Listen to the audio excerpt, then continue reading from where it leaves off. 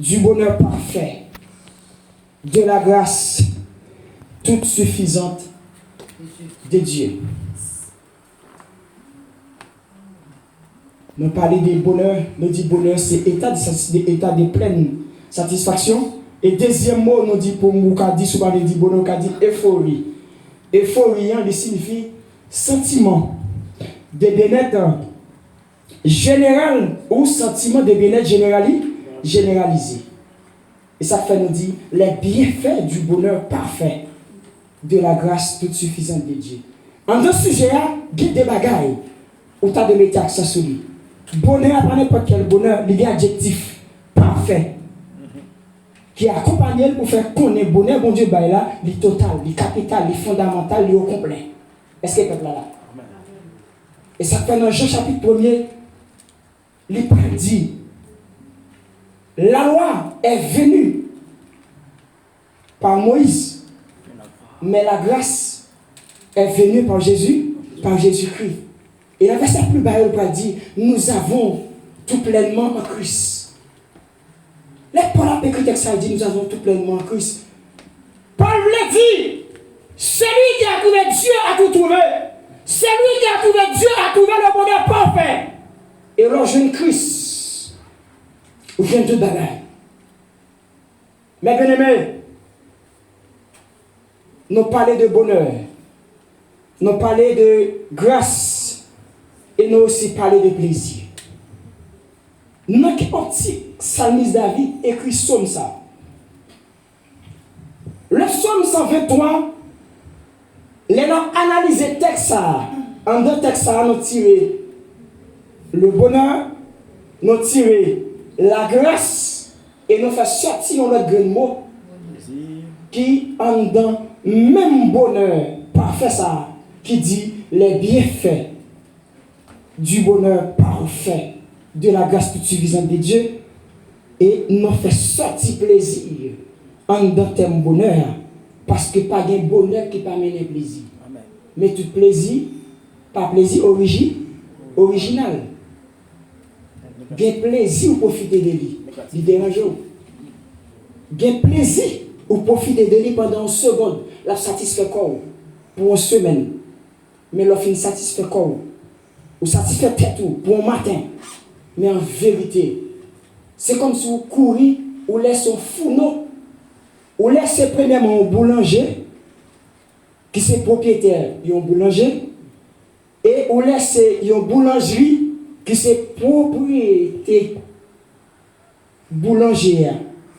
Ça fait deux. Là, on perd du foie qui est capable de permettre de jouer un pain matin, midi, soir, juste pour un pain. Est-ce que le peuple là? Amen. Ça veut dire, la caille, mon Dieu, Psalmiste David lui dit dans Psaume 23, verset 6, oui, le bonheur et la grâce m'accompagneront tous les jours de ma vie et j'habiterai dans la maison de l'Éternel jusqu'à la fin de mes jours. Ça veut dire, Psalmiste David sentit sans bonheur, grâce, bon Dieu. Depuis ça, il n'a pas marché. Il n'a pas marché bord gauche, il n'a pas marché bord droite, il n'a pas gagné rien de café. Est-ce que le peuple là? Combien de monde matin qui prêt pour demander bon Dieu, pour bonheur, marcher bord droite, pour grâce, bord gauche, et comme ça, la va assurer, l'elgin bonheur, il a un plat complet. L'elgin bonheur, il a un package.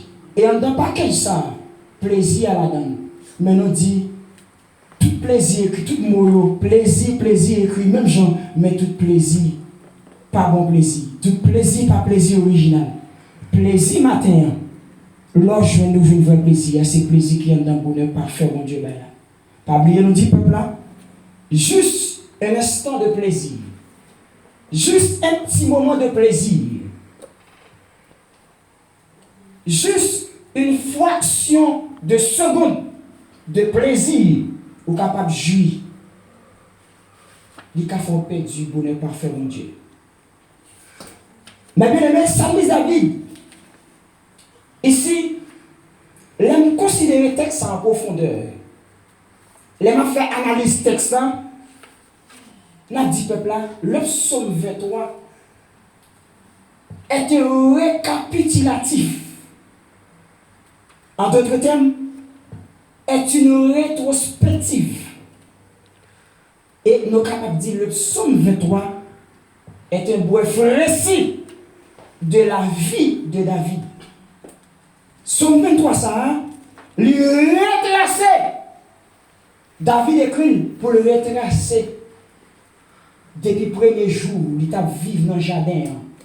Quand il était dans le champ, il était là comme berger. Parce que avant pour David était élevé comme moi, l'Éternel était laissé David expérimenter un bagage. Et c'est ça que David expérimenté. Depuis 7 jours de berger, que tu as recevoir comme formation dans le champ. Côté David, tu as considéré comme l'oublié de la famille. Et David était dans le champ. Psaume 23, ça a lui retracé. Tout en salmis David t'a vivre. Quand il t'a pris son mouton dans la forêt, David descend ses herbes. Et ça fait nous dire, c'est un récapitulatif. Le récapitulatif là, c'est un adjectif qu'il faut connaître que la retracer toute l'histoire de David, depuis les David qui a pris son mouton, jusqu'à ce que vienne un David comme moi, il vienne élevé comme moi, jusqu'à ce que il retracer David qui trouvait face à ennemi, face à Saül et plein d'autres ennemis qui étaient en face de David, et il retracer position royale David. En deux psaumes, ça, nous dit ça, le psaume 23 est un psaume de récapitulatif ou bien est un psaume de rétrospective. Nous dit psaume 23, lui son récit, un bref récit qui retrace l'histoire David. Et les analyser bonheur avec grâce, parce que nous dit les bienfaits du bonheur parfait, de la grâce toute suffisante de Dieu. Et pour nous analyser la nature, thème grâce là,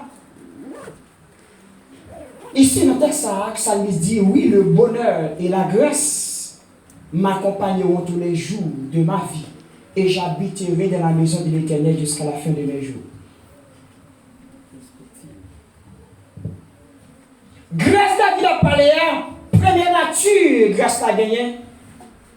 Selon verset 6, la grâce de Dieu selon David ici est une grâce ambulante. Est-ce que le peuple est là? On va parler des marchands ambulants et parler des marchands ambulantes. Ça veut dire que son petit gondagaï la promené et puis là, venir il a déplacé tantôt de un endroit en l'autre. Nous dit ça, les marchands ambulants.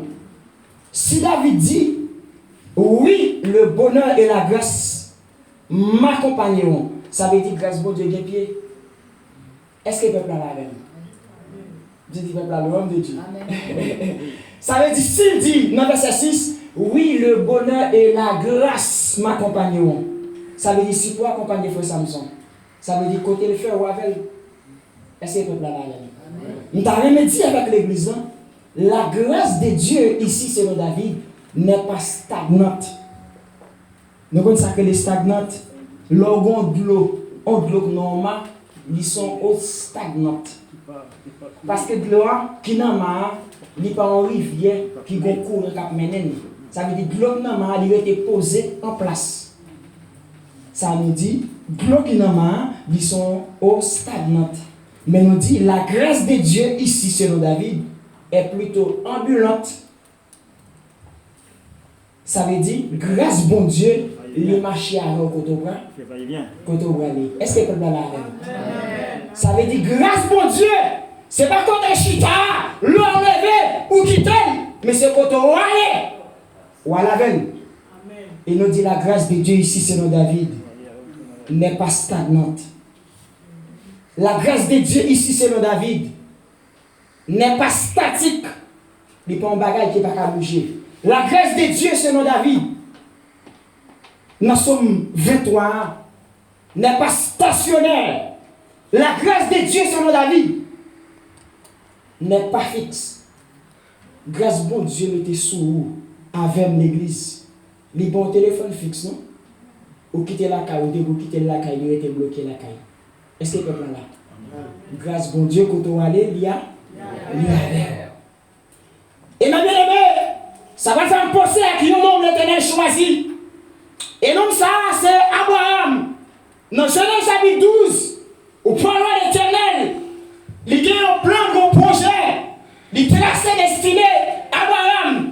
Il va dire Abraham, regardez, ou à quitter quand on prend naissance, pays maman, papa, ma voix de l'autre côté, et quand on prend Léa, c'est là pour bénir. L'Éternel dit à Abraham, regardez, ma fête de vous-même, nous perdons une multitude de nations, vous pouvez posséder un petit bagaille, mais on sait bagaille, petit tuyau, il y a un pour trouver nos pays qui va payer par eux, ils vont le travail, ils vont passer misère. Et l'on lit Genèse chapitre 13, Genèse chapitre 15, Genèse chapitre 17, où pour aller, quand l'Éternel finit parler avec Abraham, il dit Abraham, ou à père de la multitude des nations, ou à bénéficier, ils n'ont pas quel bagaille. Mais Kounia, Abraham qui a 275 ans, côté histoire triste,